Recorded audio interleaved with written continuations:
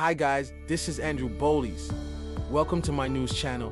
ChatGPT is finally having a huge update since its first release, and honestly, it's about time. Now don't get me wrong, the old ChatGPT is good, but the interacting with the large language model in this old interface can sometimes get a bit tricky. For example, let's say you want the first paragraph to be rewritten. The only way to do that in the old interface would be to prompt it all again. And then it would have to regenerate the entire passage instead of only the first paragraph. With Canvas, ChatGPT gets a better understanding of what you're trying to do. Here's how it works. You've got shortcuts for quick actions. The first option here in the toolbar is Suggest Edits. So if we click on it, it'll start commenting into my writing here. Let's scroll through and see what it added.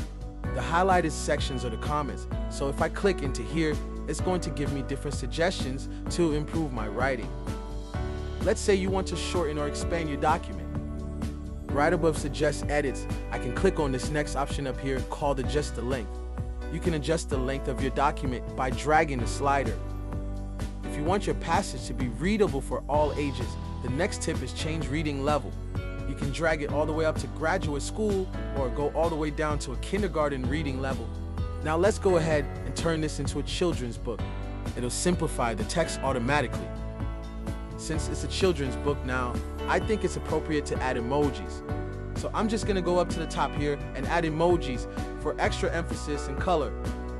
Aside from writing, ChatGPT Canvas is also amazing for coding. So let's put down the pen and pick up our keyboards.